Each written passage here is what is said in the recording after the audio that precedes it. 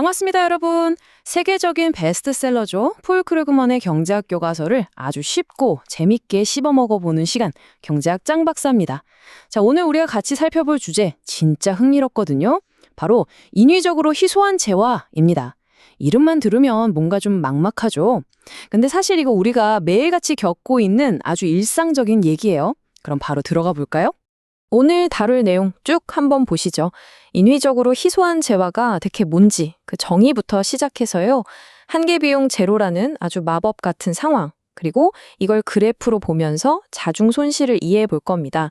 또 현실 세계의 지적재산권과 해적행위 이슈까지 쫙 짚어보고 마지막 요약으로 깔끔하게 마무리해 보겠습니다. 자, 그럼 첫 번째. 도대체 인위적으로 희소한 재화란 뭘까요? 여러분, 넷플릭스 같은 스트리밍 서비스나 컴퓨터 소프트웨어 한번 떠올려 보세요. 이런 것들을 경제학에서는 배제성이 있지만 소비에 있어서 비경합적인 재화라고 부르거든요. 말이 좀 어렵죠? 쉽게 풀어볼게요. 여러분이 매달 구독료를 내야만 영화를 볼 수 있으니까 돈 안 내는 사람을 막는 배제성은 확실히 있습니다. 그런데 여러분이 집에서 넷플릭스 본다고 해서 제가 제 방에서 똑같은 영화를 못 보나요? 아니잖아요. 한 사람의 소비가 다른 사람의 소비를 전혀 방해하지 않는다는 거, 이게 바로 비경합적이라는 뜻입니다. 이해되시죠? 다음으로 두 번째, 제가 한계 비용 제로의 마법이라고 부르는 파트입니다. 화면에 아주 크게 쓰여 있는 이 수식 보이시죠? 한계 비용, 즉 MC는 0. 이거 오늘 진짜 중요한 키워드니까 머릿속에 콱 박아두셔야 합니다. 한번 생각해 보세요. 넷플릭스가 기존 가입자 외에 추가로 한 명의 시청자에게 영화를 더 스트리밍해 주는데 드는 비용이 얼마일까요? 사실상 0원입니다. 그냥 서버에서 데이터 전송만 띡 하고 허락해주면 끝이잖아요. 진짜 말 그대로 마법 같은 경제학적 상황인 거죠. 그런데 여기서 진짜 재밌는 모순이 발생합니다. 방금 추가 비용이 0원이라고 했잖아요? 근데 생산자들은 우리한테 0원보다 훨씬 큰 돈을 청구한단 말이죠. 즉, 가격 P가 한계 비용 MC보다 훨씬 큰 상황인 겁니다. 한계 비용이 0인데도 돈을 받는다? 이건 생산자들이 말 그대로 아주 인위적으로 이 재화를 희귀하게, 희소하게 만들고 있다는 뜻이에요. 바로 여기서부터 아주 골치 아픈 경제학적 갈등이 시작되는 겁니다. 자, 세 번째 챕터. 경제학하면 빠질 수 없는 그래프 시간입니다. 여기서 자종 손실이 뭔지 눈으로 직접 확인해 보시죠. 그래프를 한번 쓱 보실까요? 저기 중간쯤에 그어져 있는 4달러라는 요금 지불 가격선, 그리고 맨 아래 바닥에 찰싹 달라붙어 있는 0달러 한계 비용선, 이 두 가지를 눈여겨보세요. 어떠세요? 두 선 사이에 아주 큰 공간이 텅 비어 있는 게 한눈에 보이실 겁니다. 이 텅 빈 간극이 대체 뭘 의미하는지 스텝별로 쪼개서 볼까요? 첫째, 가격은 인위적으로 4달러에 딱 맞춰져 있죠. 둘째, 근데 아까 말했듯이 실제 추가 비용은 0달러란 말이에요. 자, 셋째가 핵심입니다.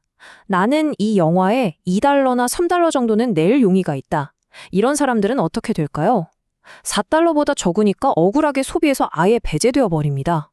그래서 넷째, 결국 저기 삭칠된 삼각형 면적 보이시죠? 딱 저만큼 사회적인 비효율성, 경제학 용어로는 자중 손실이 떡하니 발생하게 되는 겁니다. 참 아까운 상황인 거죠. 네 번째 주제로 넘어가겠습니다. 바로 지적재산권과 해적행위입니다. 자, 여기서 여러분 머릿속에 아주 크고 근본적인 질문이 하나 떠오르실 겁니다. 아니, 추가 비용이 0원이면 그냥 쿨하게 다 공짜로 풀면 되는 거 아니야? 맞아요, 그럴싸하죠. 그런데 현실 세계로 눈을 딱 돌려보면 어떨까요? 소프트웨어, 음원, 영화 같은 걸 몰래 다운로드하고 불법으로 퍼뜨리는 21세기의 심각한 지적재산권 침해 문제가 우리를 기다리고 있습니다. 크루그먼 교과서에 나오는 진짜 충격적인 숫자 하나 보여드릴게요. 무려 150만. 이게 무슨 숫자냐고요? 한때 전 세계를 휩쓸었던 드라마 왕좌의 게임, 다들 아시죠? 그 마지막 회가 방송되고 나서 불과 8시간 만에 특정 웹사이트에서 발생한 불법 다운로드 횟수입니다. 며칠도 아니고 단 8시간 만에요. 대박이지 않나요? 더 무시무시한 숫자도 있습니다. 1조 달러. 2019년 딱 한 해 동안 전 세계에서 발생한 지적재산권 불법 복제로 인해 창작자와 산업계가 입은 손실액입니다. 감도 잘 안 오시죠? 산업의 뿌리 자체를 몽땅 흔들어 버릴 수 있는 그야말로 천문학적인 피해액인 겁니다. 이걸 좀 더 팍 와닿게 이해하기 위해서 교과서에 나오는 제노이드라는 소프트웨어 회사의 데이터를 한번 볼게요. 이 회사가 새 프로그램을 만드는데 개발비로 무려 30만 달러를 쏟아부었습니다. 표를 한번 보세요. 만약 회사가 사회적으로 가장 효율적인 가격, 즉 한 개 비용인 0달러로 가격을 확 낮추면 어떻게 될까요? 무려 3,500명이나 기분 좋게 다운받아 쓰겠죠. 근데 회사 수입은 얼마죠? 네, 0달러입니다. 그 막대한 30만 달러의 개발비를 단 1센트도 회수 못하게 되는 거예요. 결국 이 회사는 쫄딱 망해서 파산해버리겠죠. 그래서 내릴 수 있는 결론이 이겁니다. 지적재산권은요, 일종의 필요악이에요.